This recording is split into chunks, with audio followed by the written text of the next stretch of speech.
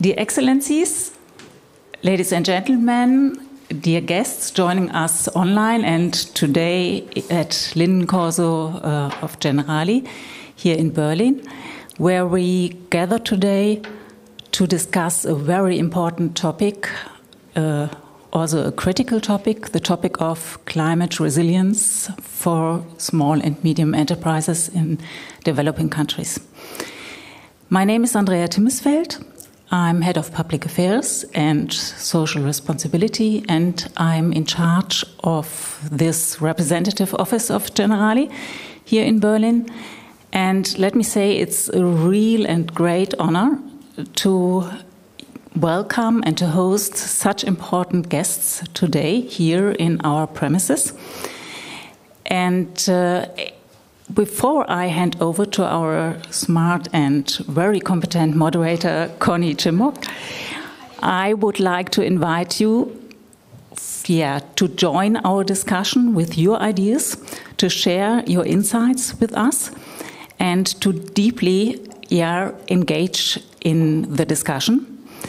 And I also would like to invite you to join us after the discussion for a glass of wine and some finger fruit, and use the opportunity to exchange ideas and to network a bit. Thanks for being here today. And let's make the difference and work together on the climate resilience of small and medium enterprises. Thank you. Thank you very much, Andrea. Yeah, talking about raising the bar before you've actually said the first word. Hi, hello, and welcome, ladies and gentlemen. So great to see you all here, and of course to see everybody online, ladies and gentlemen. And happy that you all have come here despite the rumble and tumble in Berlin. And of course, we live in difficult times because we do have the new atmosphere, the new reality on the horizon of EU-US relationships. Now, let's talk about the canvas against which our discussion today is taking place. And ladies and gentlemen, those of you who are here, I really welcome your questions later on during the panel discussion. So one thing that is not going to change is the backdrop to the initiatives that we're going to be discussing this afternoon, whose ideals, the setup, the progress we're going to be discussing. Globalization is here to stay, with or without potentially increasing levies, duties, trade barriers. Climate change, or should we call it climate crisis, is going to deepen, is going to worsen, and the unenthusiastic COP29 has certainly not made the progress that is necessary in recognition of the fallout and the need for adequate financial compensation to those countries that will be suffering most from increased droughts, hurricanes, torrential rains, floods, etc. Whilst, of course, we in Europe are actually now experiencing these kind of heavy weather conditions as well. So, all the more important that both the corporate world and UN institutions like UNDP are getting together, are finding solutions on the ground, and that is exactly what we're going to be talking about this afternoon. Climate resilience, the new buzzword, and it doesn't matter whether it's Kuala Lumpur, whether it's Sao Paulo, whether it's Jakarta or Accra. All of these people, small and medium-sized businesses, do need help, not just awareness. They also need a literature how to deal with circumstances. We're going to be explaining how that works, how the ideas have been changed. Well, last but not least, congratulations to UNDP and Generali that you have gotten together, that the projects are underway, and that the good news are going to be spreading. So we are now going to hear the beginning and the opening words for the UN partner, Jan Kellett, Global and Corporate Lead on Insurance and Risk Finance Facility, IRFF, at UNDP from Geneva. So maybe you came out ready with a little bit of applause from the audience. Thank you. At the stage. And I also need Nicole Heidemeyer, board member, Generali Deutschland Group, and she's also the COO, the Chief Operating Officer of Cosmos Direct. So please take it away. Thank you. Good evening. It is my great pleasure to welcome you all here today at our Berlin Generali office. A warm welcome to our esteemed partner from the United Nations Development Programme, distinguished guests from government, parliament, industry, embassies and academia, and all attendees joining us in person and virtually. Tonight, we come together under the theme of Sustainability Champions, strengthening micro, small and medium enterprises for climate resilient tomorrow. At Generali, we believe that addressing the complex challenges posed by climate change requires bold collaboration, innovative solutions, and a steadfast commitment to protecting what matters most. This topic has never been more urgent than it is today. We are witnessing an unprecedented increase in weather extremes. Droughts, floods, hurricanes, and heat waves are becoming more frequent and severe, causing significant damage to communities, businesses, and economies worldwide. From 2010 to 2019, the global economic costs of climate disasters exceeded $1.5 trillion, according to the World Economic Forum. In November, the severe flooding in Spain once again emphasized the need for action, even in Europe. Micro, small and medium enterprises in developing countries, which already face structural vulnerabilities, are disproportionately affected by these challenges. Their resilience is critical, not only for the well-being of local economies, but also for the stability of global supply chains. Our partnership with UNDP reflects this belief. Together, we are empowering micro, small and medium enterprises in vulnerable regions. Enterprises that form the backbone of local economies but often bear the brunt of climate-related risks. Through tailored insurance solutions, capacity building programs, and knowledge exchange, we aim to enhance their resilience against these ever-increasing challenges. By fostering climate-smart business practices or enabling swift recovery from climate disasters, our efforts with UNDP highlight the transformative potential of public-private collaboration. This partnership underscores Generali's broader commitment to sustainability. As a responsible insurer, we strive to create value not just for our policyholders, but for society at large. With a workforce of over 81,000 employees, a customer base of 70 million people worldwide, and representations in over 50 countries, Generali has a unique opportunity and also responsibility to drive sustainable change. Managing assets worth 656 billion euros, we are committed to aligning our financial strategies with environmental, social, and governance principles to support a more resilient and equitable future for all. Tonight's discussions will focus on actionable pathways, how we, together, can address the vulnerabilities of MSMEs, secure global supply chains, and mobilize resources for sustainable development. I encourage all of you to share your expertise, ideas, and aspirations, as these dialogues are the foundation of meaningful progress. Thank you for joining us on this journey to protect our shared future. I wish you an engaging and inspiring evening. Thank you.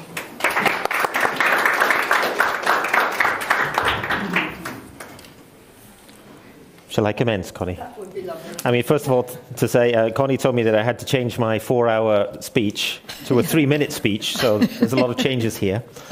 Bear with me here. But first of all, thank you to Nicole for the warm welcome, and of course, welcome here in Generali building here in Berlin.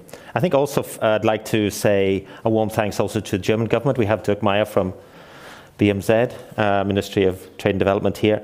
I'd just like to say that without Germany, actually, Germany's leadership in the space of financial resilience, you probably wouldn't see the Insurance and Risk Finance Facility in UNDP, the partnership with Generali and a lot of other pieces of the infrastructure of the insurance development community. They have certainly been, under your lead, Dirk, and colleagues before you as well. It really has been a leader and a powerhouse in this space in the last 10 years or so, and long may that continue as well, I would say.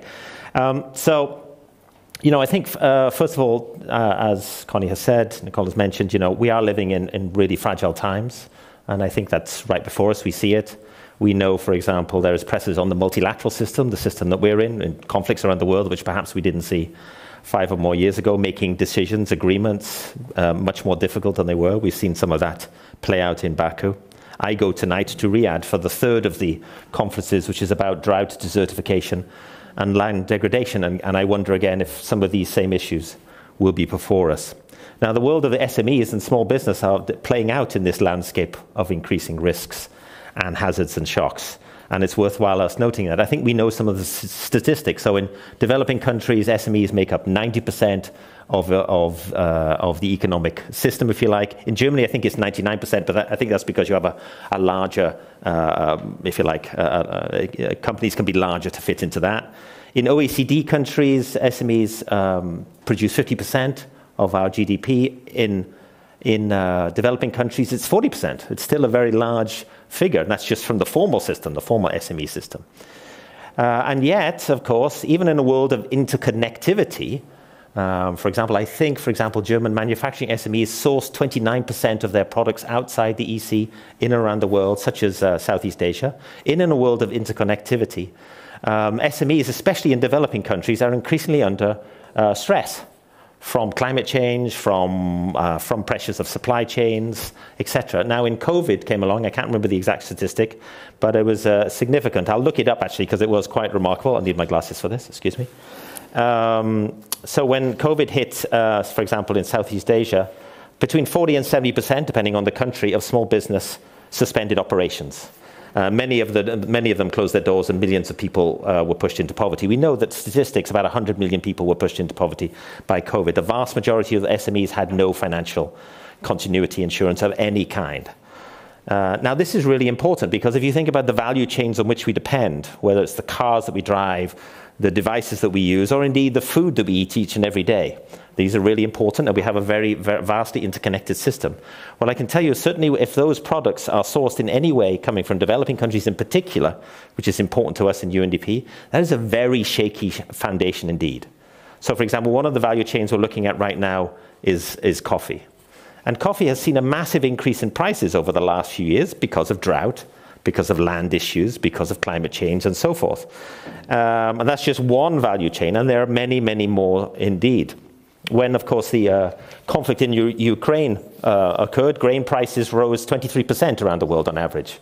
Well, statistics tell us that for every single 1% increase, that pushes 1 million people into poverty. That's a stark figure right there. So, when we are thinking about this from a UNDP perspective, we're looking at, for example, the world of small business and the world of value chains as essentially being inseparable. That is really inseparable. So when we are thinking about the prosperity of Germany, the prosperity of Italy, where I'm living in Switzerland, it's absolutely dependent on the prosperity and the resilience of businesses around the world, including where we're working with Generali in Southeast Asia. So that's just my few comments, and that's how I'd like to frame it from the development side of things, except to say, this is actually one of those areas which the international system has not invested in heavily. The interconnectedness between small business and the financial resilience of small business and value chains. I mean, we've done some sort of back-of-the-envelope calculations, for example. Each and every year, the development system is spending about $220 billion of development assistance. I think Germany is the second or third largest within that system. But actually, if you look at it, we are only spending about $300 million in total on ex-ante solutions, on financial resilience, of whatever type, including the world of small business. That means we're spending essentially 1,000 times more on development assistance than we are on protecting that development from all these shocks and hazards that we mentioned. And that's what we need to look at for the future. Thank you.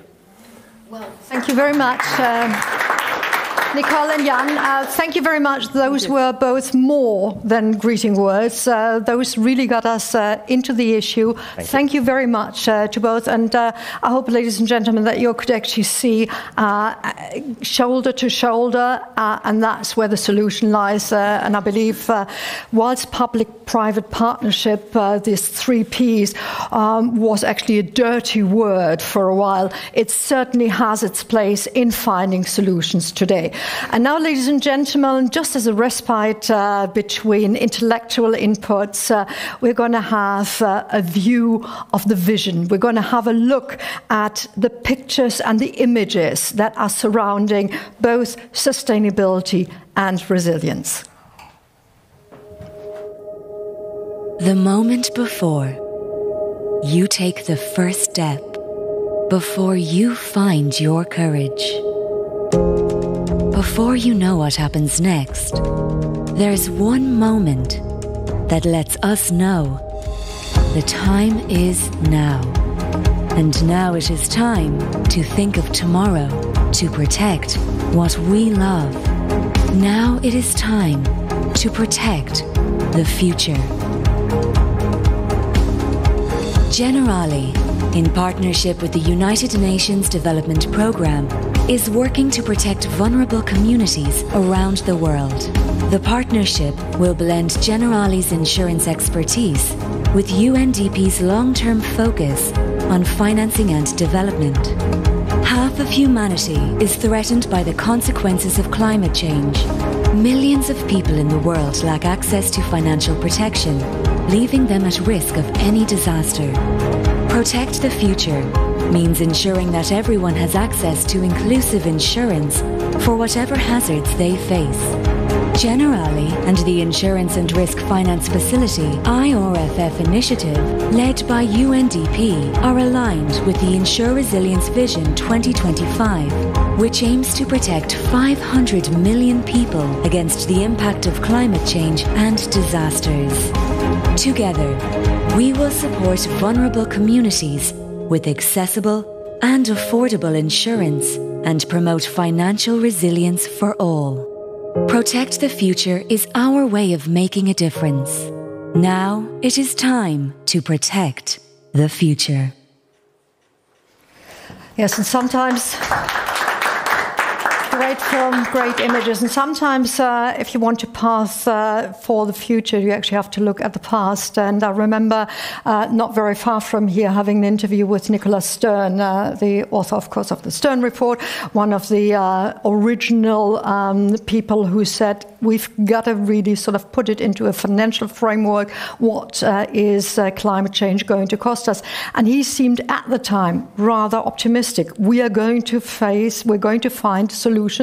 But in the end, he also said simply because we have to. And I think today is a great day because we can actually point to the solutions that are out there. And ladies and gentlemen, despite the change of the winds of change that are happening right at the moment, international climate policy and finance just going to have more to do on other shoulders with the reluctant or absent US. We can actually say that's been a mainstay for development cooperation and therefore also for development finance. As you've mentioned, both EU as a main donor with the EU INPA nowadays called DEFCO before, but it was always the work of the German Federal Ministry for Economic Cooperation and Development and through its operating arm, the GIZ, and also through the many cooperations with NGOs and international partners. And yes, I'm already looking at Dirk Meyer, so maybe you just sort of come to the front already.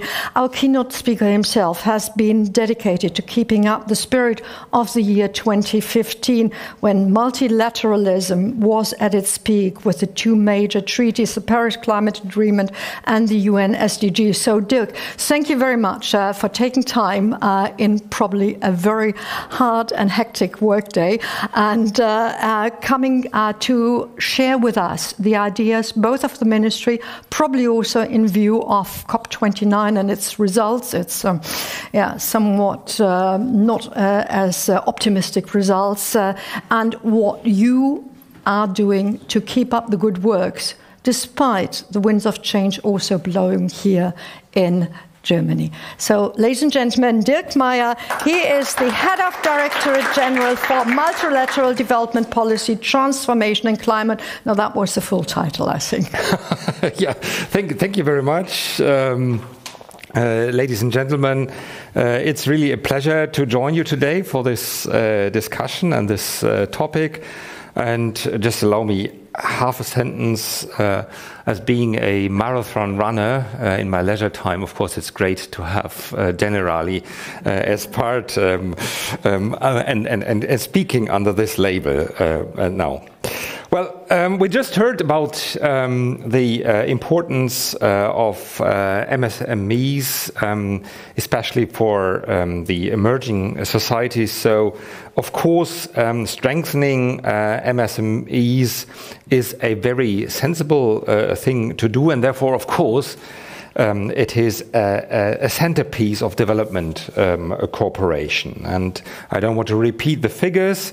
However, and that's my point, MSMEs are particularly vulnerable to the impacts of climate change, especially in the emerging societies. This is often due to their location in high-risk areas, combined with dependency on natural resources that are highly sensitive to shifts in climate patterns, or due to their lack of resources to cope with climate risks. If MSMEs cease to operate or go bankrupt due to the impacts of climate change, it has a potential trigger, cascading effects on society and people, and especially the most vulnerable groups of societies. So to address these challenges and support MSMEs and consequently vulnerable communities, BMZ strongly supports and advocates for a comprehensive climate risk management approach. This approach comprises the entire risk management cycle. However, residual risks that cannot be erased remain, no matter how hard we work on the risk reduction side. So how can we deal with these remaining risks? In this context, the importance of a climate and disaster risk finance instruments, shortly, this is a horrible acronym, CDRFIs, cannot be stressed enough, since they can certainly provide financial protection against non-avoidable and non-avoided losses and damage, also for MSMEs. Germany supports various projects that develop these kind of instruments in vulnerable countries through the tripartite agreement, a strong private-public partnership between the Insurance Development Forum, the IDF, UNDP, both present today, and BMZ. So thank you again very much for that cooperation. The tripartite agreement approach, which was awarded with the Global Innovation Award by the International Insurance Society at COP29, so some good news from the COP29, has proven to be successful in many countries. And is also a symbol for our great partnership. So congratulations to everyone who contributed to this recognition. Yeah, very good. Exactly. While the current funding cycle of the tripartite agreement is nearing completion, we remain fully committed to the IDF and the approach. We also welcome the already existing or planned expansion of the donor base to AfD, which is not the right-wing populist party, but it's the French organization working on the concrete development policy, and SDC, which will play a crucial role in sustaining and advancing the CDRFI initiatives in close collaboration with the IDF. In this context, BMZ would like to warmly welcome again Andreas Sironi, Chair of the Board of Directors of Generali, as a new member of the Steering Committee of the Insurance Development Forum. Together, let us seize this opportunity, champion innovative approaches and contribute efficient, fresh ideas to drive meaningful progress. Beyond that, Germany supports the Global Shield against climate risks as a key enabler in the implementation of a comprehensive risk management approach in partner countries. The Global Shield helps particularly vulnerable countries to identify and access the most effective CDRFI solutions that best respond to their specific financial protection needs. The Tripartite Agreement and the Global Shield are complementary initiatives that both aim to strengthen the CDRFI systems. And I would like to encourage all partners to work on creating the best possible synergies between both initiatives. Thirdly, beyond the Global Shield, the emerging loss and damage support landscape is also to mention, which aims at ensuring coherence and complementary. A central pillar in the support landscape for responding to loss and damage is the fund itself, which aims at assisting developing countries that are particularly vulnerable. The fund should build on effective resilience and response mechanisms under national responsibility. What do we have to focus here, especially for MSMEs? Very short 3 points. First, we have to build capacities to empower MSMEs. Technical knowledge and skills need to be developed, which are urgently needing for assessing their climate risks and taking informed decisions on selecting suitable SDRFI instruments such as climate risk insurance. Secondly, we have to increase access to finance. That means that the design and implementation of more flexible financial instruments due to the MSMEs' lack of collaterals and limited cash flows are required. And thirdly, we have to strengthen the enabling environment. An enabling environment is needed, for example, through national regulatory authorities in ensuring that conducive framework are in place. So let me close now. I hope I have shown that increasing climate resilience of MSMEs requires a comprehensive and collaborative approach. It demands the collective efforts of governments, of international organizations, and of course of the private sector, hence MSMEs themselves. We are, from the federal government, ready to play and continue our role in that, because an increased resilience of MSMEs in climate vulnerable countries would also be beneficial for German and European companies. And that actually is one of the arguments against the ones who are offending at the moment development policy. It's also in our own interest. And in that, I would like to close and wish us all a fruitful discussion. And many more initiatives with that spirit, which we have seen already today and hopefully we'll see over the next years. Thank you very much. Thank you so much, Dirk, for opening up the many facilities. And Andrea, I think we have a slight surprise. And ladies and gentlemen, as Andrea is coming up on stage and doing something really official, everybody probably now thinks wine. Wrong. Simply because, of course, what's happened in Italy recently, most important to many Italians, the harvest of the olive oil. Yes, of course, yes. And the better olive oil has to be not just harvested, but also processed within 24 hours. And this certainly is one of the best, actually, from vineyards or olive groves of Generali. So, thank you very much. This is something that's not only happening. Yes, definitely. That's not just happening for Dirk. But everybody who is going to be up on stage is going to get one, so I'm looking forward to having done my job later on. Dirk, thank you very much for having been here. And we just wanted you to participate in this sort of one ceremony, ladies and gentlemen. Now, everybody's here and everybody's online. I mean, for you, it's absolutely clear. But just sort of let's step back one step. During COVID and then later at the beginning of the Russian invasion of Ukraine, even the least informed European got to know, yes, there is something called global supply chains, simply because things weren't available in the shops. Things weren't being produced in Germany simply because the supplies couldn't work, etc.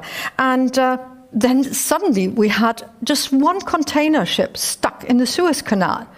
Again, supply chains interrupted, and people suddenly woke up to the fact that, yes, globalization is not just working like a clockwork, but there are people involved, there are processes, and they have also a dependence. And this interdependence is quite important, and that's also one of the reasons, the realization of the interdependence, of course, why this initiative that we're going to be talking about more in depth in a panel discussion in a moment is happening.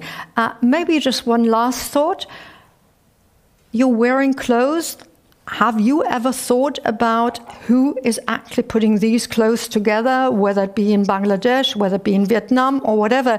And it took Rana Plaza and the many dead there to actually wake up an audience here in Europe, also in America, to say, yes, we are also responsible for the situation under which not just clothes, but everything else. Agricultural products are produced. Manufacturing, pre-manufacturing is produced. So I'm not going to bother you with much more, because we're going to have an expert here in a second on the stage. And all I'm going to do is I'm going to give you an explanation of a word which is so difficult to pronounce that I actually have to look at it. It's the CSDDD. Now, ladies and gentlemen, everybody here in the room is smiling and is nodding, but it's something that actually shows Europeans and Germans have picked up that responsibility, have acted upon it, and have made laws and regulations according it. So we are talking about the Lieferkettengesetz, the Corporate Sustainability Due Diligence Directive, and that, Cedric, was actually a service so that you don't have to pronounce it all that often. The person who is going to talk about international cooperation, about what German industry is actually both suffering, initiating and thinking, is Cedric van der Helm. He is Senior Manager External Economic Policy with the BDE. Everybody in Germany knows what the BDE is, and it's the voice of German industry. And Cedric, where are you? He is coming up here now with a lot of applause. And his core topic, global governance. So please take it away. Thank you very much. Thank you very much for having me in these, let's say, challenging times, not only regarding climate.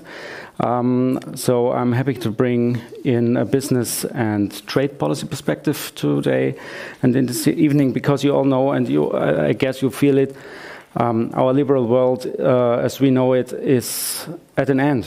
And prosperity and growth will not be possible in the future without defense and security. So for a long time we had hoped that the de facto US withdrawal from multilateral trade was a temporary phenomenon. The public wrongly blamed US protectionism on Donald Trump as a person, but however that was only a symptom and not a source. Since Russia's full-scale invasion in Ukraine, and at the latest since the Republicans' re-election, we know that the world we live in today is different from what it was just a few years ago. Lastly, don't forget, I think I have some slides here. Lastly, don't forget about China, and especially China's imperialistic ambitions. Globalization is in deep crisis, and national interests and sanctions are now shaping our coexistence, and the world is becoming increasingly fragmented. So Russia's war has shown us how vulnerable our global network of value chains and trade relations is. The major challenge of the coming years is to rediscover the advantages of globalization while ensuring our own security. And we are therefore caught between the conflicting priorities of globalization on the one hand and national security on the other hand. So my core argument today is that economic freedom and security are no longer in conflict with one another. Rather, they are now mutually dependent. So the new geopolitical framework requires Germany and Europe to place a greater emphasis on security and economic sovereignty as location factors. For a long time, our country benefited from long-lasting peace, but this careless period, I think, is over, at least for the next upcoming years. So defense and capability has also economic benefits. Many in Germany have forgotten this in the last 3 decades since the end of the Cold War. In any case, this turning point can only be seen as a starting point, so I'm always optimistic. We can already see that the 100 billion in the special Bundeswehr fund, I hope you know, everybody knows what is meant with this special term, will not be enough. 300 billion euros are needed in the long term. The NATO target will also need to be raised from 2% to 3.5% of GDP, which is our perspective. And however, military defense capability is only one aspect. Economic security also means reducing critical dependencies. Everybody knows the term de-risking, and managing the transformation to a climate-neutral continent. Germany, as an export-oriented economy, is always dependent on globalization. And without globalization, we will not succeed in the security, prosperity, and mobilizing the resources for an effective defense. Without defense capability and military clout, Europe as a business location will be increasingly threatened.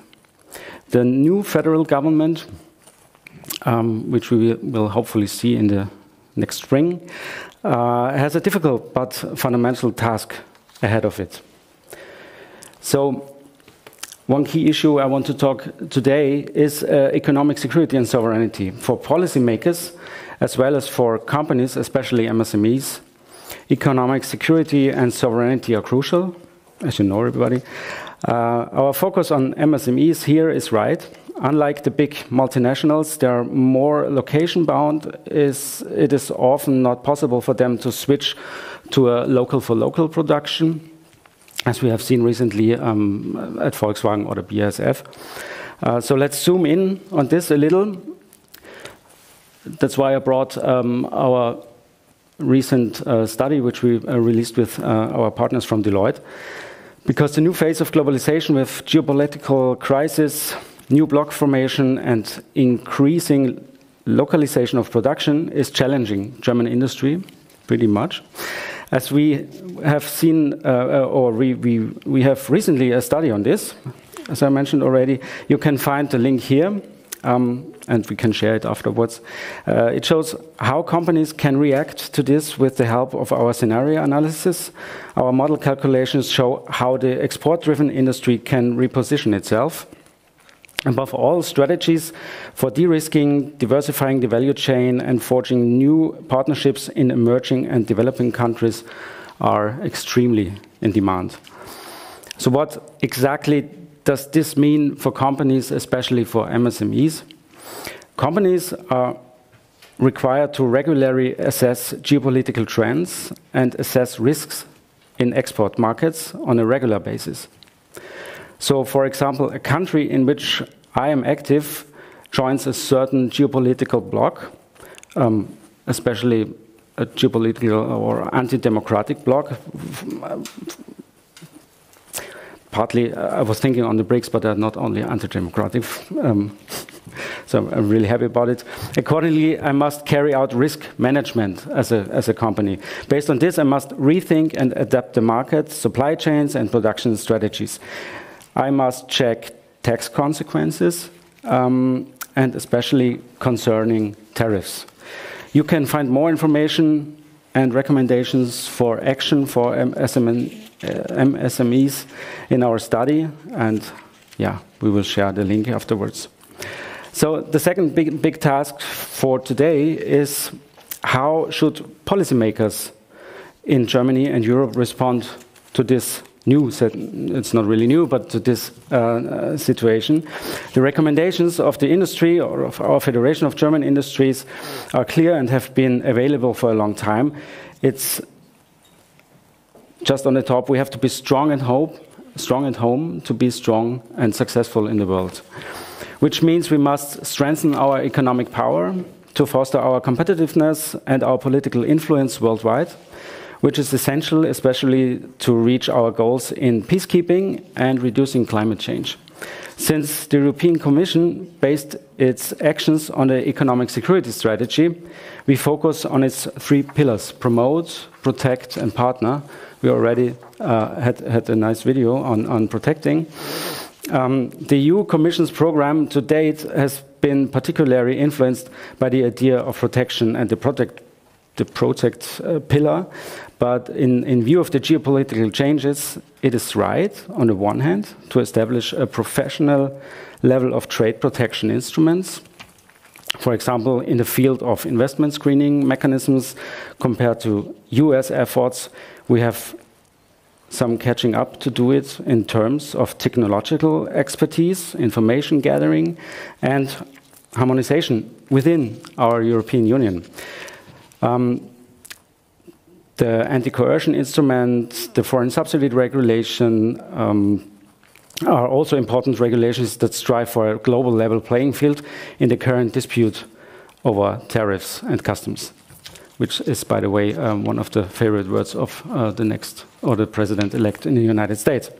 But within its new mandate, the new European Commission must serve the 2 other pillars of partnership and promotion. Don't forget them. This means more trade agreements with new partners, especially with the Mercosur states. I think it's on a tipping point in these days. And to do this, we need to be more pragmatic and less comprehensive than before and make individual offers to these promising markets. The WTO framework will, of course, continue to apply. We also need to overcome the deadlock at the WTO level by pushing ahead with plurilateral initiatives more strongly. The European Commission should take a leading role here. And finally, we must also focus much more on our own competitiveness and innovative strength. Technological excellence is the basis for economic success. So, coming to an end, the next German government also needs to set an ambitious growth agenda. Therefore, a dogmatic approaches must be left behind. We need more pragmatism to finally push ahead with the necessary investments in this country. Then our MSMEs can also be successful in the future. But even the next German government is not acting in a vacuum or not acting alone. Tackling these enormous challenges that lie ahead can only be done in line with Europe. And that is why I would like to end with a question to the audience, and maybe we can discuss it later in our panel. Do we need a European strategy? Because we talk a lot about external changes, but not enough about where we want to stand with our European friends together in the future. What is our, especially German plan, but what is also our European plan together with Italians, friends, and other friends? Perhaps we can at least start thinking about it today. So thanks for listening, and I'm really looking forward to our discussion. Thank you. Perfect. Thank you so much, Cedric. And as both of us are trading places, so if I could position you over there for the panel discussion. And thank you very much for the applause. And thank you also for the last sentiment that you shared with us. Actually, I've come from another conference on populism and how we as Europeans can stand up to a potentially populist administration in Washington.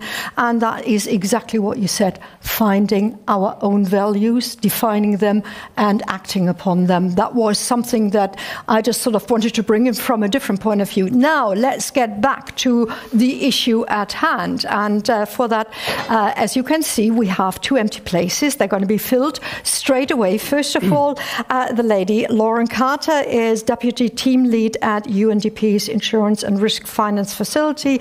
And she's coming from Geneva. Lauren is a climate finance specialist. And could you please come up on stage with a lot of applause over there? And we also have fresh import from Milano, Mirko Sartori, ladies and gentlemen, Chief Insurance Officer International of the Generali Group. And in this role, Mirko is responsible for the life and non-life technical and insurance business areas of international business units, including Central, Eastern Europe, Mediterranean, Latin America, and Asia. And I'm going to stop now because otherwise the title is longer than the man could talk in the next hour. Mirko and Lauren, thank you very much for being with us. And can I just sort of en passant say thank you very much to Cedric, because he's actually been jumping in. We would have had a business representative, somebody who could have shared his views from his own experience in dealing with Asian countries. However, the flu has hit hard, and so Cedric has the double job. So Lauren, let's kick it off. Since 2022, you've been cooperating with Generali, getting the projects on the road. Could you just sort of give us an insight, an in-depth insight? Because what we've heard from Jan was, let me say, sort of the big picture. Maybe you bring us into the core, into the heart of the cooperation. Sure, happy to. So Generali and UNDP share the same ambition for building MSMEs' resilience to climate risks, and also the resilience of global supply chains, many of which are dependent on SMEs. And so one of the things that we're noticing as a key trend is that if climate risks continue to rise, and we have every indication that they will, we're seeing the costs of these risks manifesting in rising insurance premiums. There's research to indicate, for example, that in the next 5 years, climate-related insurance premiums could exceed 50% of what they are now. And we're already seeing insurers retreating from some of the high-risk insurance markets, such as California and Florida. I'll preface this, I'm an American. It's come up a few times that we're the problem child, so sorry about that. But I think, in the spirit of kind of global cooperation, I'm glad to be here today. And so one of the things, part of the Generali UNDP partnership is that while we agree that insurance is one of these really effective ways of building financial resilience, it's also not the only one. We can't have insurance as a standalone entity. It has to be coupled with risk reduction. And that's, I think, at the core of what this partnership is really trying to advance, is how do we better build holistic, resilient solutions for SMEs, for global supply chains in a world of rising risk, which include climate, but it's not only climate. We've seen socio-economic instability, conflict, the lingering impacts of COVID, climate. All of these are building and compounding upon each other. There's a word now that's becoming trendy, which is that we're entering an era of polycrises. And so it's important to keep this in mind, and that's really the focus of the work with Generali, is that we're trying to help SMEs not only transfer their risks through insurance, but better understand and manage them by developing tools, such as a loss prevention framework that we developed together and launched in Kuala Lumpur earlier this year. This framework enables SMEs from a variety of different sectors, everything from the service industry to manufacturing, and all over Malaysia, to better understand the flood risks that they face and to take clear actions to reduce those risks. And in parallel, at the same time, we're working with insurers to incentivize the uptake of these risk reduction actions in the form of reducing premiums as a way of creating this virtuous cycle of both protection and investment. And so this is, another kind of key aspect is how do we create more of like a holistic solution, similar to the way that you're rewarded for not smoking or not getting into accidents by having lower health insurance premiums or lower car insurance premiums. And also together with Generali, we launched an insurance innovation challenge. We're hoping to scale this to more countries, but currently we have it in Malaysia, and this is a winning idea that's focused on developing a platform for Malaysian SMEs to be able to better access insurance solutions. We're planning on integrating the loss prevention framework into that platform so that they can see how they can reduce their risk, how they can get insurance for that, how they can get rewards, lower insurance as a way of doing that, which can even help bring, for example, if they have that insurance protection, lower interest rates for financing, credit.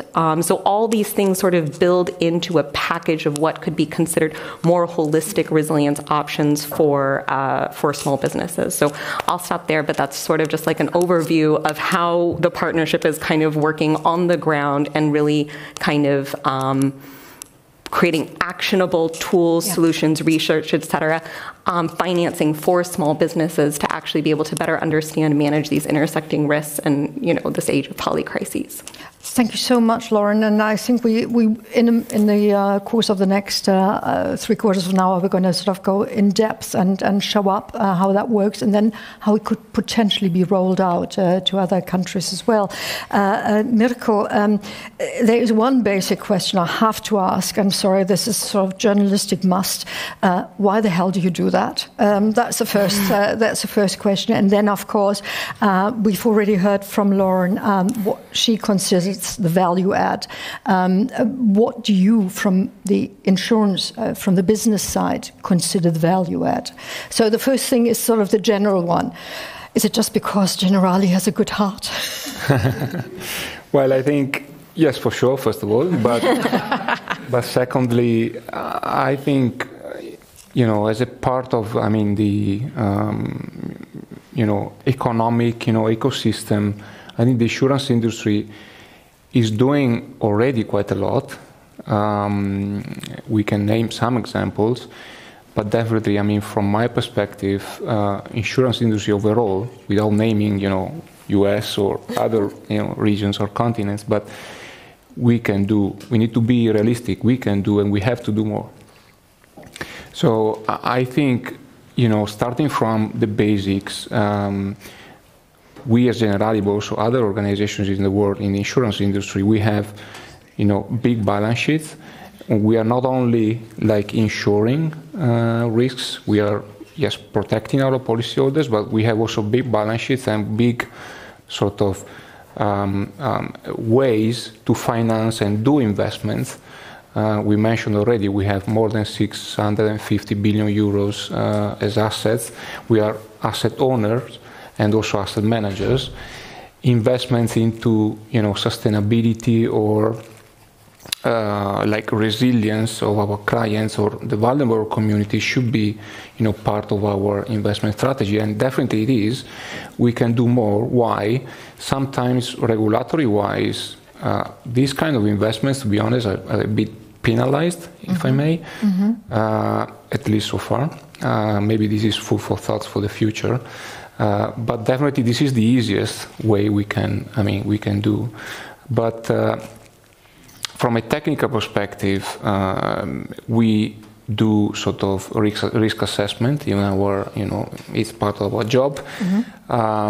We have like a lot of best practices we can export and implement, and I would see it as a kind of a matrix, if you like. So both from mature countries to developing countries, like from Germany, Italy to developing countries, but also like between lines of business or between different segments of customers. We are, especially in Europe, leader as a retail, insurance company, insurance group, but we are also operating in corporate and for corporate clients. We have a lot of expertise in assessing the risks for big corporates, that we can, at least part of it, we can decline it also for small and medium enterprises, and we are doing that. We have big, teams of engineers who are doing, all day long, like prevention and loss prevention. So this is a kind of things that maybe you are not taking as a granted, from the customer base, but I mean, as an insurance, we are doing that. And the third point, I see also a lot of commonalities with another big trend we see, which is the technological trend, which is the shift into AI, into generative AI, and so on. These kind of investments, can also be directed to sort of better prevention measures. I can give you the example of, the recent event we had in the Valencia region. Maybe in that case, we would have prevented from having such a high number of fatalities if we had better alert or warning mechanisms. It is quite easy, right?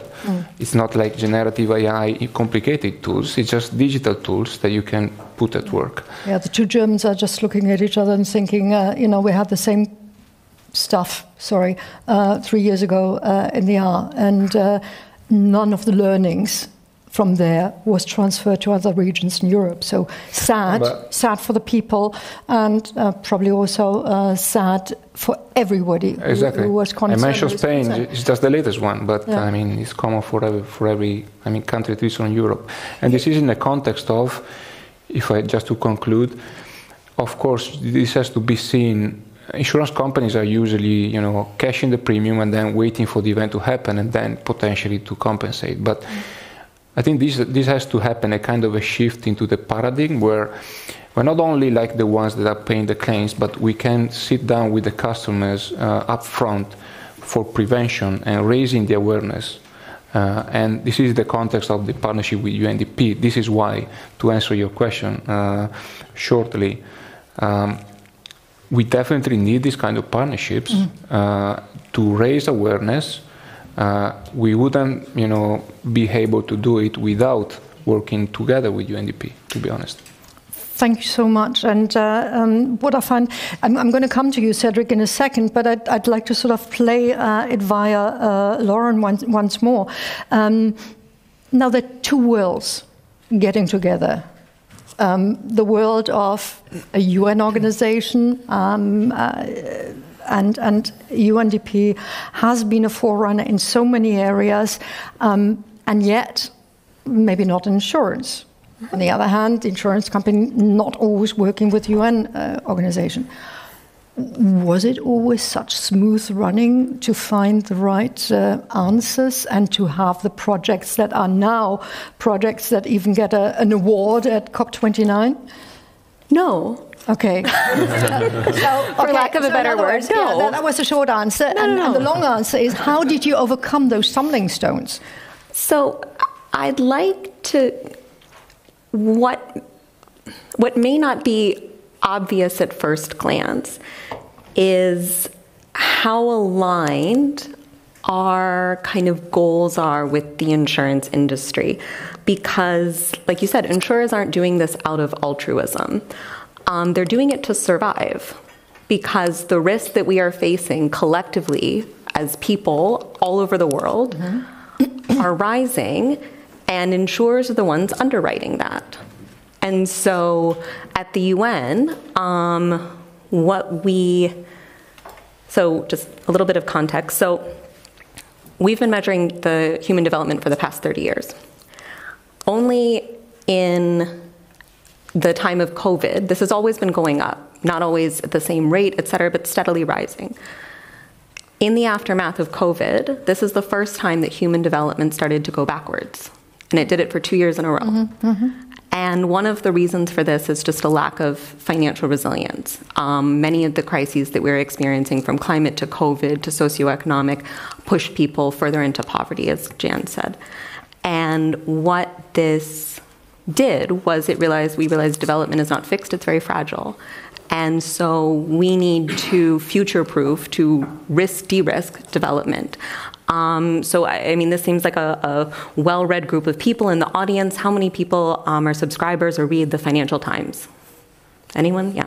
So there's a section, you might have seen it. To those of you who are online, about 5 hands went up. I think there's more of you, you're just shy. But there's a section now called An Uninsurable World. It's a section of the Financial Times. And what this means is that, as I said, California, a problem child, Florida, a problem child. We're seeing what happens when insurers retreat from markets. And this is happening in developed countries because that's where insurance is. But, now we're looking at developing countries and we're trying to bring this financial protection there. But there's a scenario where we bring that financial protection maybe this year, and then maybe 2 years in the future it goes away because it's unaffordable, people can't buy it, or insurers are just like, sorry, this doesn't work for us. So at the UN and with the insurance industry, both with our partnership with Generali as the tripartite that Jan mentioned, as all of these, you'd actually be a little bit shocked at how aligned we are in trying to reduce risks. It's just that they're coming at it as a company and we're coming at it as a development actor. But once we found the Venn diagram of the overlap, I think actually the partnership is flying now.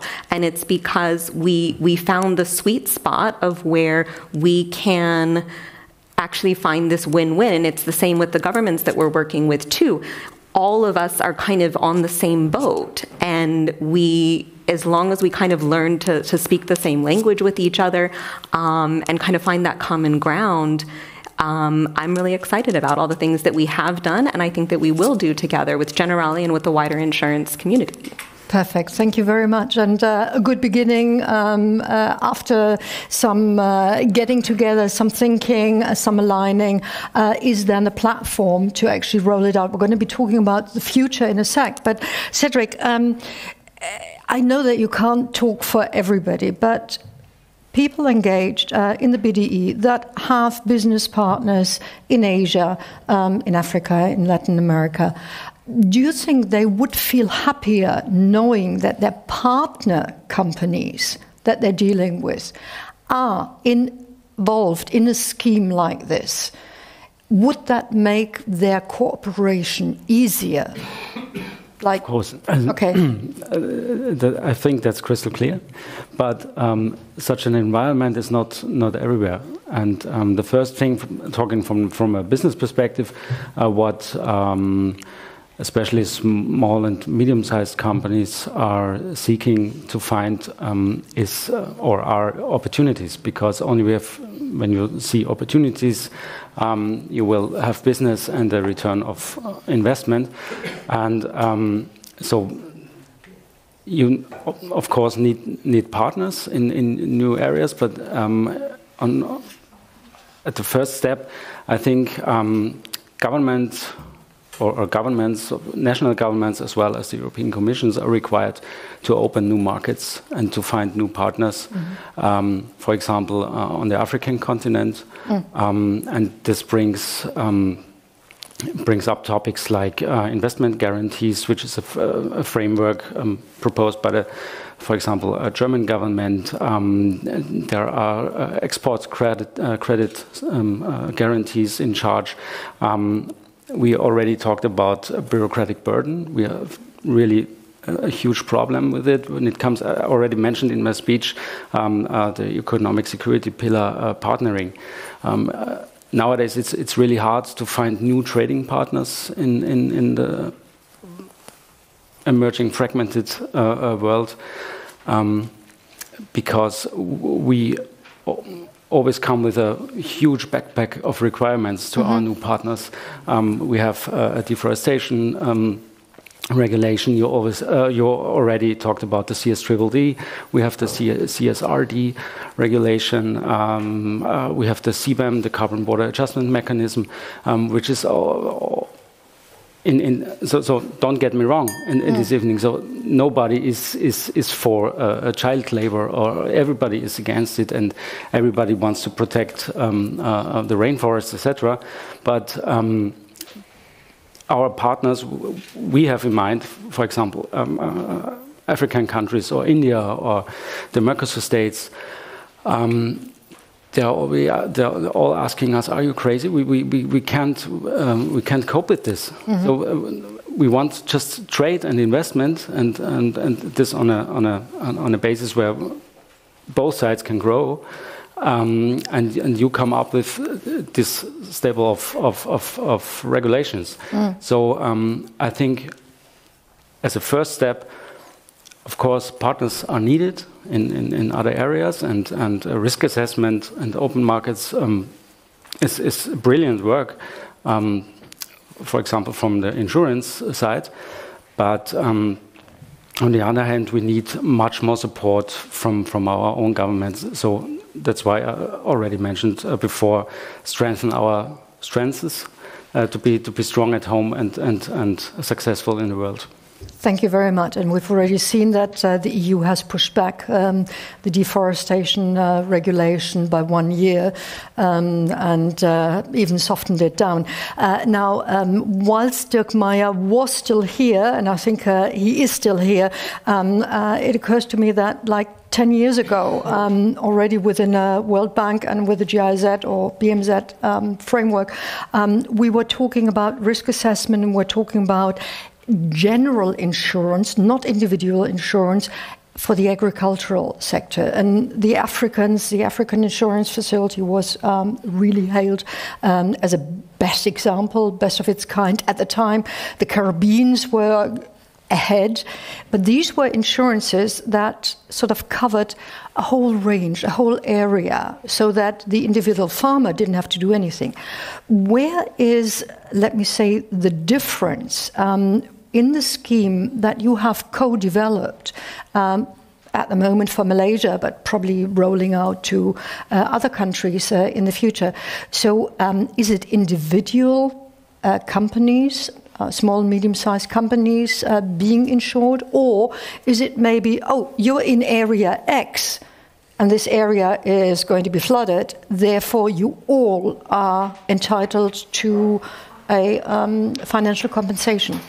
I think that there are a couple of angles we can take this, and maybe you can integrate. But the specific project we ran in Malaysia was about launching a tool for loss prevention, which is open. I mean, everyone can access and run through that. At the end, this was and is open to every kind of micro or SMEs or small entrepreneurs to be able to, get the awareness of what kind of risk I'm running if I do this kind of activity in this or that area. It gives a first idea of the level of risk. And it gives also a very first view of what kind of actions, short-term, medium and long-term, that the entrepreneur can take to sort of maybe not avoid, but lower down the risk of some damages to happen. Of course, requiring small, medium or higher investments to get there.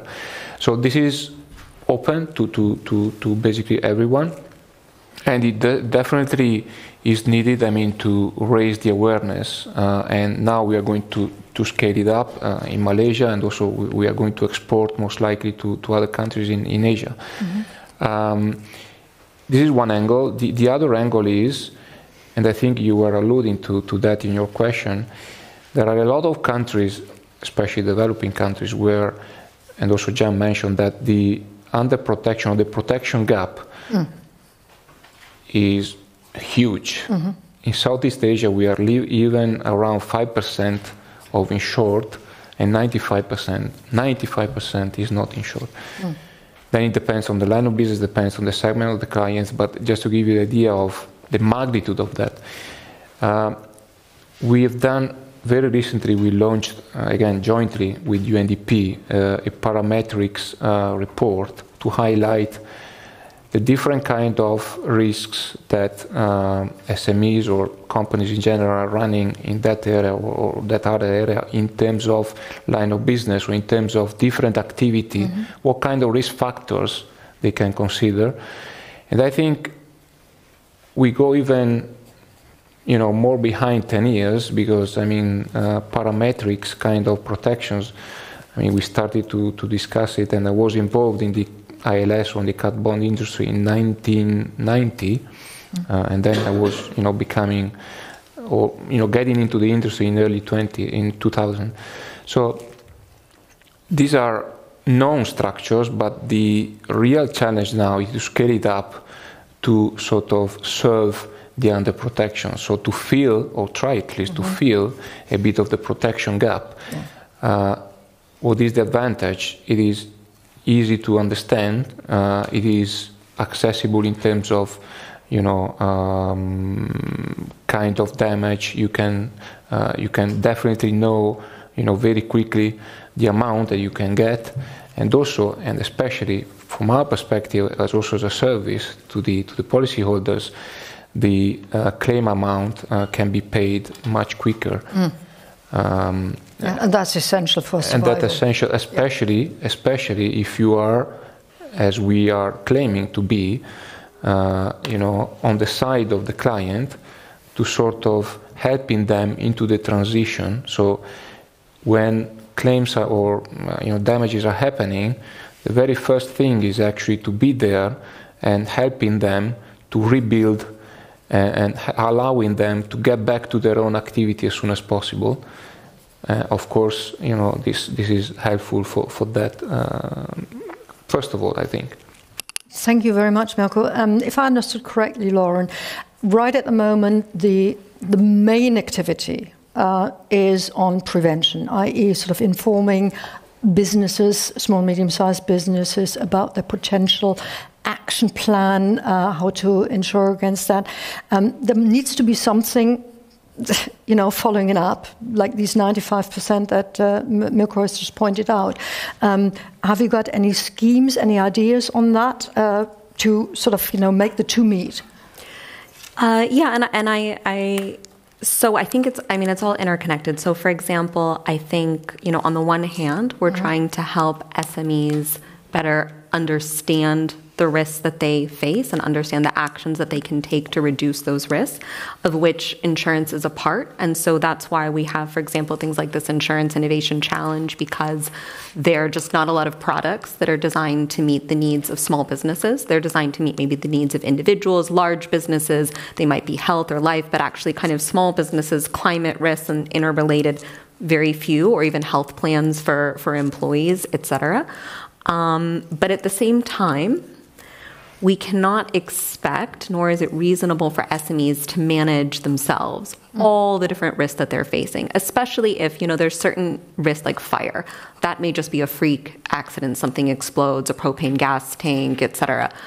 And that may just happen, one or a few kind of SMEs or small businesses in one localized area. But for things like climate risk or a flood, that's going to happen to kind of everybody in an area, and that could be thousands, if not more, people. So to counterweight, I think the reality of it cannot just be SMEs themselves, kind of standing and willing the water away, or they can't themselves put in enough kind of adaptation and resilience measures to completely mitigate their risk. This is where things like the tripartite program that we do, where we design sovereign level solutions with governments to manage large scale climate risks at scale, some of which are covering millions of people, some of which, for example, in Accra and in Lagos are covering urban flooding risk. So this is complementary, for example, to what we're asking SMEs and small businesses to better understand how to reduce their risk, to better understand how insurance can help them as part of that, but not only insurance. For example, one way that we're looking at like kind of crop insurance is combining crop insurance with things like weather forecasts and flood sensors so that you mix things, but then also looking at the sovereign level cover and how do we work with governments for things that cover many people with the same thing at the same time. And this also links then to this broader climate adaptation conversation and why are insurers doing this and, is it altruism, et cetera. Insurers are underwriting all of this risk, and therefore they can quantify the economic cost of inaction, of not adapting, of not becoming more resilient, which goes back to my earlier statistic of 50% rise in climate-related insurance between now and 2030. And so by doing that, by adding that additional insurance cost to companies' balance sheets, et cetera, that can help incentivize those investments in climate adaptation and resilience, because all of a sudden you start seeing how much not adapting is going to cost you, which makes it easier to justify the investment in adapting. And so that system of SMEs becoming more resilient, of countries becoming more resilient, and then quantifying the cost of that lack of resilience as a way of kind of shoring up and creating not just risk transfer, but risk reduction and risk management. That's the virtuous cycle that we're trying to achieve here. But it requires very much an all hands on deck approach. It requires insurers, it requires government, it requires the multilateral sector, and it requires obviously the policyholders, which could be people, businesses, et cetera, to understand, how this all kind of comes together. Thank you so much, and we regret that we don't have representative of the Malaysian embassy right up here on stage, but there were sort of some last-minute hiccups, because otherwise we would have had somebody. And maybe, ladies and gentlemen, I would want to have one last round on the panel per se. So let's do a Q&A right now. You must have a question. There must be something in your mind that you say, yes, but, or a comment on from your point of view, from your experience. And even Jan, you're invited to co-comment. Anybody to break the ice? This is, of course, not to the people online, but to the people who are right here in the Generali Hauptstadtrepräsentanz. I see everybody is rather reluctant, so let me be my own icebreaker. I heard from you, Cedric, that we have a win-win-win situation potentially, in such a way. Can you maybe share, and I mentioned the R problematic, the heavy rains that brought about not just the death of more than 100 people here in Germany, but also, of course, concerned small and medium-sized enterprises. Is there any learning that we can share from a German perspective, from those that were not insured per se, that maybe sort of, could add to the experience and to the ideas and ideals that we're hearing about? When there is something what we are exporting really professional, it's not only industry goods, or industrial goods, it's regulation. And maybe it's really what is key to prevent such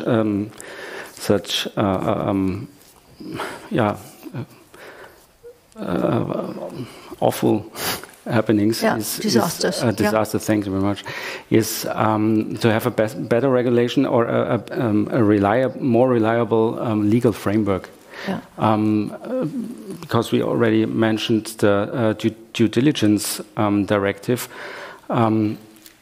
A good due diligence framework has to be in law to prevent, for example, forced labor or something. And because when German in industrial firms and enterprises are going out in other countries, they bring with them a really good, or they have high standards in charge already, and they bring them to other countries. But you can not only force businesses to bring better regulation in emerging countries like Malaysia or somewhere else. I think the local governments are in charge to have such a better regulation for a better business and to help people. I see that there are a couple of people with questions, certainly with microphones. That doesn't mean that there's a question behind it. Yeah, please. Yeah, maybe one question from my side, Rolf Kretzler from Generali. So coming from the German discussion about climate resilience, I mean, there's also the very long discussed the issue how to make the country more climate resilient, and there's also the discussion about mandatory Nat Cat insurance, and the insurance sector always says, okay, this is can only be one part of the solution. Yeah, we need incentives, and we need. I think Lauren, you mentioned that. We need investments in infrastructure. We need to revise our building requirements if that fits to a world with higher temperatures. And so when we see the progress that we, at least in Germany, the progress that we made there, which is very short, I would say. So I was wondering if you discuss these kind of issues in countries, in developing or emerging countries. Yeah, how far do you get there? I mean, you do not need only the insurance sector, you need the whole society, you need governments to also go this way with you to make the country climate resilient. What are your experience there? Thank you very much. And that was Dr. Rolf Kretzler. I didn't quite know whether I should sort of call you by name, comms of Generali here in Germany. And I'm not quite sure who to address, Mirko or Lauren, or both again. Maybe I can start. Yeah, I can give a start. I'm referring specifically to Southeast Asia countries where, I mean, we started to work with them, of course, with different level of, depth of work and different, maybe economic also situations. But all in all, I mean, the average of the protection gap, we mentioned it, it's really huge. The first thing they said, as a part of a global, organization, I think they are turning to sort of us or to Europe or to mature markets to say, please help us in getting best practices, in getting from a risk assessment or risk prevention point of view especially, tools or even capabilities to be exported and to be applied there, which is easy to say, but it's difficult to do. Different cultures, different, economic realities, different history. Definitely, I mean, this is an obstacle you need to tackle, but they are really, asking to sort of be part of the overall ecosystem. And when it comes to global organizations like Generali, this is the first question I get. We also met locally on the ground in Malaysia, representatives of SMEs and the SME association there. We worked on the ground with them. There might be easy questions, but for them it's like getting some meat around the bone to say, okay, let's do it here. Come here and let's do it together. Then there is sort of one point I wanted to highlight that as a context. I like what you defined, Connie, about we shouldn't talk probably anymore about climate change, but we should talk about climate crisis. Yeah. Well, The Guardian has done it for the last 4 years, 5 years. But, I think nowadays we need to talk about it. Yeah, because this only, with one very clear, objective in mind, that usually when we talk about and we are in a crisis, then we tend to unite together. We discussed also before, the event. We come together and find solutions. And I think this is really the moment. We cannot wait for that anymore. Thank you so much. And Lauren, whatever you want to say, can I just sort of add sort of one tag? how do governmental authorities respond to the initiative that you're driving? And of course, you're talking to MSMEs, but and you're talking to the business organizations. But of course, in a country like Malaysia, you can't do that without the consent or the beneficial eye of the government. I'd say a few things. So one, in terms of the government, we, at the UN, that's our bread and butter. So engaging with the government is what we do on a daily basis. And more, we're seeing, there was a time when development and the private sector really just were very arm's length. Like we just sort of didn't really know how to speak to each other. And now when we start to look at, the cost of climate change or the climate crisis, the cost of, rising conflict, the cost of COVID, the cost of managing all these different risks, it's clear that donor countries, so OECD countries, just do not have the balance sheet, the bandwidth to finance the demand. And we see this echoed in, for example, the UN's humanitarian appeal, which every year is going up.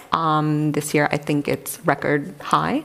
And I know that our UNDP director here in Germany will cover that, so I won't steal her talking points. But what I will say is that... You know her talking points? But what I will say is that there's an increased recognition that public-private partnerships are the development of the future. And all of what we do, the reason we were so, I would say, warmly welcomed in Malaysia, everywhere from the central bank to the Ministry of Finance to the SME cooperation, pretty much every relevant government authority you could think of, is because this was highly aligned to their development priorities. We never come into governments and say, this is what you're going to do. They say, this is what we want, and then our job is to bring them solutions. And so I think as we think about things like this humanitarian appeal rising, which is a response to crisis, we need to think about it's not going to be met. So how, instead of what we call these ex post solutions, which is sort of financing after the fact, do we pivot towards this prearranged financing, this ex ante financing, where we think we know there's going to be crisis, we know there's going to be risk. How do we not pretend to be surprised when it happens? How do we anticipate that? And how do we develop the tools and structures in place to make sure that we, within UNDP, we say kind of build back better? One of the things we also do with government, for example, Mirko mentioned parametric insurance. It's trigger-based insurance. It's when certain triggers are hit, the insurance policy comes out quite quickly. That does not mean that a government knows what to do with that money. They might get $100 million. There was a recent earthquake in Morocco. I think that policy was several $100 million. Dispersing that kind of money, knowing where to go, when to put it there, whom to give it to, is not a small feat. So one of the things that we do at UNDP is we help them before the payout happens to understand how that payout is managed, where it goes, what authorities, what sort of legal and regulatory structures need to be in place to be able to have that emergency management situation, because government procurement processes aren't always easy. So how do you actually get that, take advantage of the parametric insurance being fast and have the government be equally as fast to get that money out the door where it's needed, when it's needed, so that it's not just sitting in the treasury somewhere collecting dust while people, are sort of trying to build back their lives. So I think that, we always work with the government. The government, I think, at this point is very appreciative and welcome of these kinds of partnerships, but it does take quite a bit of sitting down, explaining, unpacking, and really building that trust with them, and also, the trust that we've built across our organizations and with the insurance industry. So I think, it's not easy to go back to your earlier question, but I think that at the end of the day, it's worth it. And we've seen that, there is a win-win. We're not quite finished, but we need to sort of speed up a little bit because we did start a little bit late, but we're sort of now on the verge of getting late. So First of all, there was a German development minister quite a number of years ago who said if it was easy, somebody else could do it. So yes, you're taking over responsibility, you're doing it. Mirko, one quick question and maybe an answer. Is there any, out of your cooperation and out of the work that you've done on the ground, is there any learning that would sort of reverberate into actions somewhere else, in other areas of the world, or maybe even in Europe? And for you, Lauren, in a nutshell, next steps. So Mirko first. Any learnings? Absolutely, yes. There's part of the, things that we have done in the first place that we need to scale up in the same area, like prevention. But also there are things and tools we can export and try to export. For example, we plan to export it in India and in Thailand. And of course, adapt it, to the local reality. There's also another angle I would take is that in the cooperation between, public and private, I think there are basically a couple of things to learn from. Is that you need to start, small, and maybe plan big. We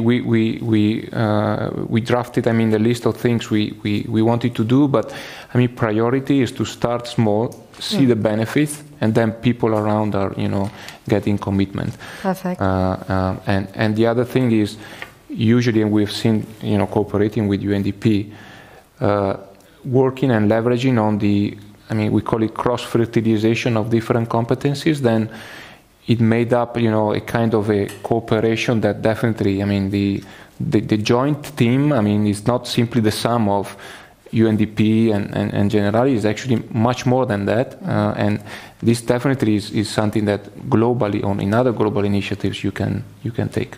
Thank you so much, Mirko. And just excuse me, may quick remark, at this point, and then Lauren with the last words. Yes. Right now, it fits perfectly because from a business perspective, when we talk about development cooperation, it's always key and crucial to combine development cooperation with trade policy and trade activity, because this fosters a long-term and sustainable investment, especially in emerging countries, like we already mentioned. Thank you so much. Now, Lauren, with the sort of final words, next steps. How to roll? 4 words. Thailand, India, Vietnam, coffee. I'm so happy it's not. Thank you. Come on. It's time for wine, but please. No. One word about coffee. Okay. Because it's so Italian. There's a reason we're doing coffee. No. So, in short, Thailand, India, Vietnam, those are the countries within Southeast Asia that we're looking at expanding the partnership to, continue with Malaysia. So that's fairly straightforward. Not one-on-one, but locally adopted. Sorry? Not one-on-one transfer, but sort of, made Thai, made Indian, made for the local environment. Yeah, well, just with the partnership. Yeah, so scaling it there. So Bianca and I just came back from a whirlwind trip in Bangkok. So we got back yesterday. So we're still on Bangkok time.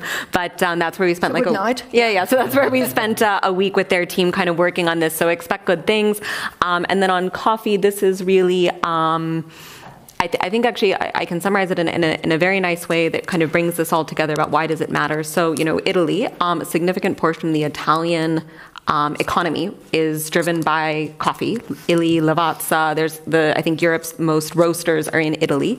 It's obviously a huge part of the culture. And so Esteri, the Italian Ministry of Finance, is putting quite a significant amount of money towards coffee value chains in East Africa, which is where we also work as UNDP on part of our initiatives to build financial resilience for smallholder farmers in those value chains. And the reason this is important for them is that it's not just about people far away, struggling. It's about a key commodity that is a cornerstone of the Italian economy that drives white-collar jobs, blue-collar jobs, small businesses, people running cafes, et cetera. And when the price of coffee went up, as my colleague Jan mentioned earlier, that has a reverberating effect on the economy, on people who are purchasing that, et cetera. And so I think through this kind of engagement on coffee, the Italian government is trying to say we're looking out for our constituents, and our constituents are impacted by something happening all the way on the other side of the world. And what we're working together around with Generali is how do we build the resilience of those supply chains so that, we can both support smallholder farmers in East Africa to, adapt to climate risk, and at the same time supporting the Italian economy kind of back home. So I think that that's kind of a nice narrative about why this is important for everyone. Those win-win narratives. Exactly. Perfect. And I think on this up note, I would like to invite you, ladies and gentlemen, to give our fantastic panel a grand applause. Thank you very much. And for you, the challenge is leave the stage relatively fast because, ladies and gentlemen, we're going to hear the last words of this event this afternoon by Melanie Hauenstein. She's the director of the UNDP representative office here in Berlin. And Melanie, as you make your way towards stage, I'm sort of walking off. So it's up to you to give us closure in the true sense of the word. Thank you. Thank you so much, and thank you for this fascinating discussion. Thank you for your excellent moderation. Thank you, Generali, for hosting us in these beautiful offices that are just, I think, 300 meters from our offices, so we will hopefully be coming more often here to drink coffees and exchange. And thank you also for the BMZ. Dirk has left, but I have sort of three big takeaways. It's about partnerships, universality, and about financing. Partnerships, I think we have heard that it's not always easy. It's not easy for us to work with the private sector. Even so, as we have heard, the win-win, when it works, is enormous because we have different systems, we have different approaches of how we logics that guide us, but we have also, I think, a common interest, and the common interest is in sustainability, and the common interest is in that crisis and disruption is not helping anyone. And I think this has really reflected an excellent partnership. And what I like especially about it is that we received public financing that then allowed us to find a private sector partner that also then contributed to what we do now, what Jan has explained to me this morning, in over 50 countries. And these are not only countries in Southeast Asia, it's also countries that are affected by conflict. We have talked about Yemen, Ethiopia, and all of these countries where we leverage this work and this partnership for the common good of all of us. The second one is about universality. And universality for me is the Sustainable Development Goals, 17, that affect all of us, but also what all of you have said today. We have spoken about Spain. We have spoken about the floods in Germany. We have spoken about natural disasters in Asia and in Africa. We are all in the same boat. Someone said it today. And I think that requires us to have a universal call for action together. And I think, Cedric, you have talked about regulation in the European Union. Here you have the United Nations. We come with 193 member states. And we come with partnerships. Someone asked our colleague Lauren about how do we work with the government. That's our DNA. We are in countries, most of the over 170 countries that we are working, we are there since independence, We work not with a huge army of international experts. We bring it in when we need it. We give a space for national experts. We have countries where our national experts are now government leaders. The first female Prime Minister of the Democratic Republic of Congo is a dear friend and colleague of mine with whom I've worked for 20 years ago. That's what we bring to this table, and I think it's this deep experience in the countries, and that obviously includes public, private sector, and then a learning network. And I think that was said a lot on this universality, where I think more and more we learn between countries that are affected by these problems, but we have solutions to disaster risk reduction in India that are far more advanced than many countries in Europe. And I think that is this new spirit for me of universality, that we are all in the same boat. And that's very important for me now in a world where, especially in Europe, there's so much criticism and there's so much questioning. Why are we doing international cooperation? Because we all benefit from it. And the third one is about financing. Obviously, nothing changes without money, right? And we have seen, and you have said it, we have needs that are growing, development needs, but also needs, especially in the humanitarian sector. This year, the figure is 49 billion. The humanitarian appeal for over 70 countries that require humanitarian assistance is at 49 billion. And that is a bill that cannot be picked up by traditional humanitarian and development cooperation anymore. It needs a rethinking and a different approach. And definitely this ensuring risks is one of the very good examples, I think, where we can make a concrete contribution. I just looked at this year's disasters, and I looked at Bangladesh. Yeah? Bangladesh had huge floods this year, and they lost 1.1 million metric tons in rice. So then I was thinking about this event, and I was thinking, and you have spoken how few in these regions, how few people and enterprises are insured. Imagine if all of these small farmers would have been insured. They would not have required humanitarian or development assistance. They would have been able to rebuild their businesses. They would have been able to reinvest. They would have maybe been able to also learn and to take that money and to invest so that they're not so hit hard by the next flood, because they would have, as we have heard, invested in disaster risk reduction. Yeah, and I think that's, for me, a very, very innovative way forward. And that's what we called, you mentioned our Human Development Report, an investment in a public global good. And that is what this insurance can be. And I think we have seen very good examples, and we have seen also that this is not the end, right? It's the beginning. You're going to many more countries, you're looking at coffee, and we are looking forward to working with Generali, and we're looking also forward to bringing this into a broader platform.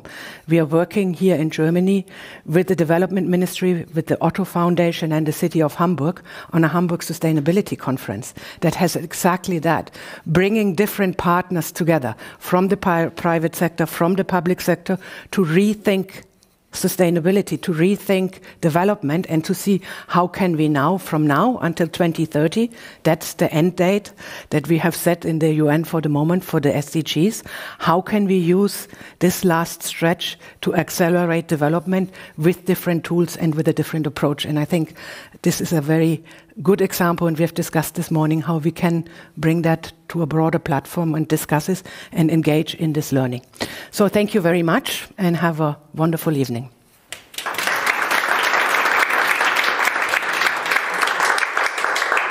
Yeah, ladies and gentlemen, we hope you've enjoyed this program. I think this is normally what is being said on Audible. Now, this was a real live discussion. I hope that you've had just as much fun and gain as we've had here on the panel and with the audience. And to those of you who are online, tough luck, because you have to pour the wine yourself. Everybody who is here is invited for a chat, for an exchange, and of course a glass of water if you want, and a glass of wine if you can afford it. So, ladies and gentlemen, olive oil will be given to those who have been active here on stage, and everybody else. Thank you very much for your interest. We see each other. Bye.